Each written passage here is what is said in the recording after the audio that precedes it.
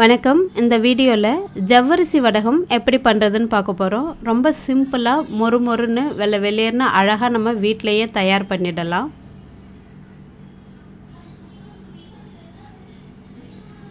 ஒரு பாத்திரத்தில் 1/2 கிலோ ஜவ்வரிசி எடுத்திருக்கேன். அது நைட்டு ஃபுல்லாக ஊற வச்சுக்கலாம். நான் இதுலேருந்து ஒரு கைப்பிடி அளவு மட்டும் கொஞ்சமாக நான் ஹோல்ட் பண்ணிக்கிறேன் வீட்டுக்கு தேவைக்காக. இதில் 1 லிட்டர் தண்ணி விட்டு நைட்டு ஃபுல்லாக ஊற வச்சு எடுக்கலாம். இப்போது மறுநாள் காலையில் எல்லா ஜவ்வரிசியுமே நல்லா ஊறி நல்லா பாலாக அழகாக உப்பி வந்துடுச்சு. நீங்கள் எக்ஸ்ட்ரா கூட தண்ணி விட்டு ஊற வச்சுக்கலாம். இப்போ இதுவே கையால் மசிச்சு பார்க்குறீங்க அப்படின்னா மேஷ் ஆகணும் நம்ம கையில், அந்த அளவுக்கு நல்லா ஊறி இருக்கணும். இதில் நான் ஒரு 1.5 லிட்டர் அளவுக்கு தண்ணி சேர்த்துருக்கேன். தண்ணி சேர்த்துட்டு அடுப்பை ஆன் பண்ணி இதை நல்லா ஒரு கூழ் மாதிரி வரா மாதிரி நல்லா கிண்டி விடணும். அடி பிடிக்கும், அதனால் அப்பப்போ கிளறி விட்டுக்கிட்டே இருங்க. ஒரு 10 நிமிஷம் பொறுத்து ஓரளவு ஜவ்வரிசி நல்லா வெந்து கஞ்சி மாதிரி வந்திருக்கு. இந்த எல்லா ஜவ்வரிசியுமே பார்க்குறதுக்கு நல்லா கண்ணாடி மாதிரி வெந்து வரணும். அது மட்டும் இல்லாமல் இந்த மாதிரி பாலாக தனித்தனியாக தெரியாமல் எல்லாம் நல்லா ஒன்றோடு ஒன்று ஒட்டி அந்த மாதிரி வரணும். இப்போ இது பார்த்திங்கன்னா ஓரளவு நல்லாவே தயாராகிடுச்சு. இதில் தேவையான அளவு உப்பு சேர்த்துருக்கேன்.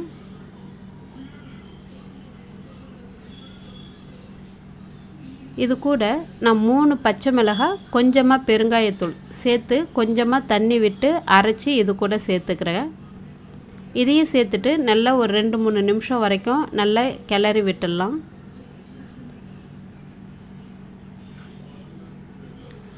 இந்த மாதிரி வேக வைக்கும்போது ஜவ்வரிசி தனித்தனியாக இருக்குது, அது ஒரு மாதிரி குழஞ்சி கூழ் மாதிரி வரலை அப்படின்னா உங்களுக்கு ஜவ்வரிசியோட அந்த வத்தல் முழுசாக கிடைக்காது, உடஞ்சிடும். நல்லா உப்பு பத்தலைன்னு சொல்லி கொஞ்சமாக சேர்த்துருக்கேன்.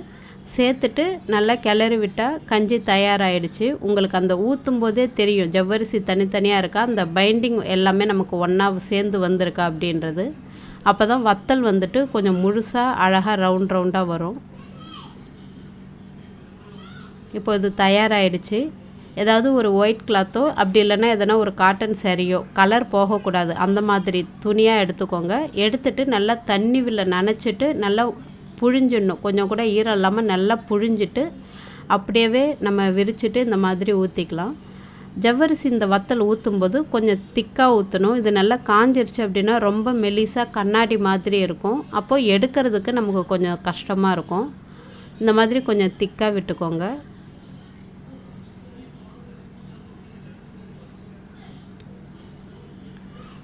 நான் ஒரு பாதி அளவு ஜவ்வரிசி கூழை மட்டும் இந்த மாதிரி பிளெயின் வத்தலாக ஊற்றுறேன். மீதி பாதிக்கு நான் ஜீரகம் பக்கத்தில் வச்சுருக்கேன். கொஞ்சம் பாதி குறைஞ்சதும் கொஞ்சமாக நான் ஜீரகத்தை தூவிட்டு நல்லா கலந்துட்டு மீதி பாதிக்கு அதை ஊற்ற போகிறேன்.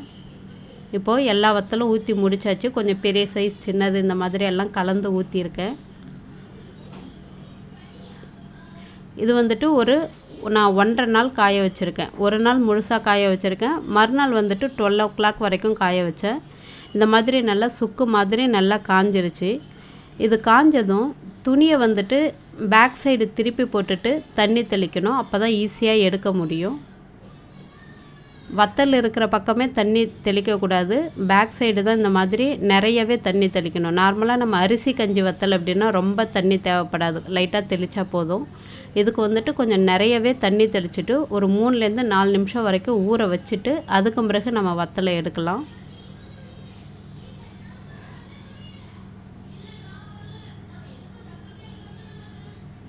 இப்போது நமக்கு வத்தல் தயாராகிடுச்சு. நல்ல ஊர் இருந்துச்சுன்னா வத்தல் எடுக்கிறது ரொம்ப ஈஸியாக வரும், முழுசாக உங்களுக்கு வரும், உடையாது. சரியாக ஊறலை, அந்த இடம் நனையலை வத்தலில் அப்படின்னா உங்களுக்கு வத்தல் உடைய ஆரம்பிக்கும். அதனால் அதை பார்த்துட்டு கரெக்டாக தண்ணி தெளித்து எடுங்க. அது மட்டும் இல்லாமல் நம்ம அந்த ஜவ்வரிசியை நல்லா கூழ் மாதிரி கிண்டும்போது அந்த ஒவ்வொரு மணியும் தனித்தனியாக தெரியக்கூடாது, நல்லா குழஞ்சி ஒரு கூழ் மாதிரி இருக்கணும். அது பார்க்குறதுக்கே கஞ்சி மாதிரி வரணும், தனித்தனியாக அதோடைய பருக்கெல்லாம் தெரியாமல் செய்யணும். அப்படி பண்ணிட்டீங்க அப்படின்னா இந்த மாதிரி ரவுண்டாக அழகாக வத்தல் வந்துடும். இப்போ இதை நான் இன்னொரு 3 மணி நேரம் வெயிலில் காய வச்சுட்டு அதுக்கு பிறகு நான் பொரித்து காமிக்கிறேன்.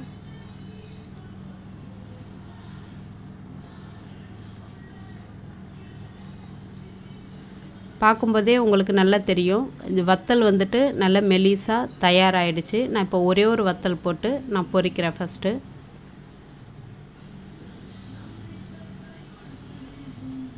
ரொம்ப நல்லாவே பெருசாகவும் நல்லா பொரிஞ்சு வந்திருக்கு. நல்லா ஒயிட் கலரில் நல்லா மொறு மொறுன்னு வத்தல் தயாராகிடுச்சு.